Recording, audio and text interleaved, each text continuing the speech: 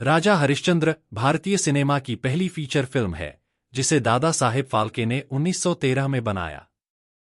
यह एक मूक फिल्म है जो सत्य, धर्म और निष्ठा की प्रेरक कहानी प्रस्तुत करती है। इस फिल्म की कहानी भारतीय पौराणिक कथाओं पर आधारित है जिसमें राजा हरिश्चंद्र की महानता और त्याग को दर्शाया गया है।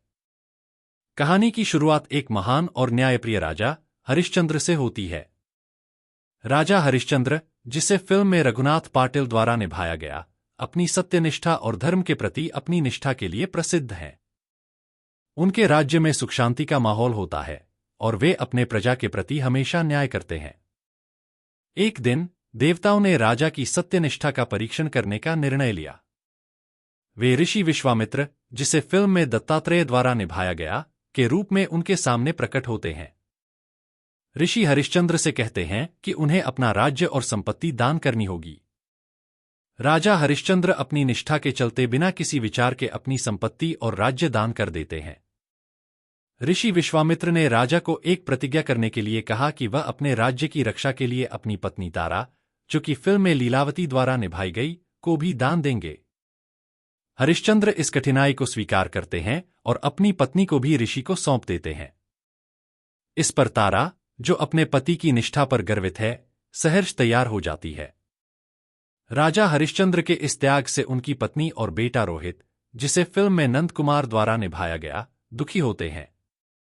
तारा अपने पति से कहती है कि उन्होंने अपने प्रेम और परिवार के लिए अपने धर्म का त्याग किया है।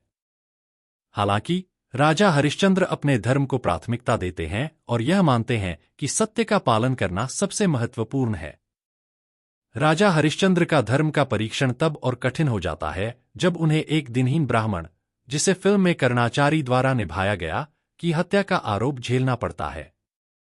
राजा, जो हमेशा सत्य के लिए खड़े रहे हैं, इस आरोप का सामना करते हैं।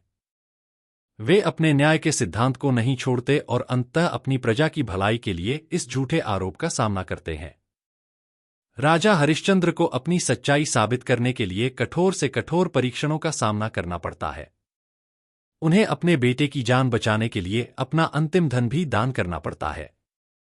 इस दौरान वे अपने अस्तित्व की लड़ाई भी लड़ते हैं। आखिरकार राजा हरिश्चंद्र के संघर्षों और त्याग को देखकर देवता उनकी निष्ठा को पहचानते हैं। वे राजा को पुनर्जीवित करते हैं और उनके राज्य को वापस देते हैं। राजा हरिश्चंद्र की सत्य और धर्म के प्रति उनकी निष्ठा की वजह से उनकी पत्नी तारा और बेटा रोहित भी उनके पास लौट आते हैं। राजा हरिश्चंद्र की कहानी हमें यह सिखाती है कि सत्य और धर्म का पालन करना हमेशा सर्वोपरि होता है, चाहे परिस्थितियां कितनी भी कठिन क्यों न हो। दादा साहेब फाल्के ने इस फिल्म के माध्यम से भारतीय सिनेमा को एक नई दिशा दी और भारतीय सांस्कृतिक मूल्यों को समृद्ध किया। यह कहानी आज भी प्रेरणा देती है और दर्शकों को सत्य, निष्ठा और बलिदान की महत्वपूर्णता का एहसास कराती है। राजा हरिश्चंद्र न केवल एक फिल्म है, बल्कि यह भारतीय सिनेमा का एक प्रतीक है जो सत्य के लिए लड़ाई और उसके महत्व को दर्शाता है।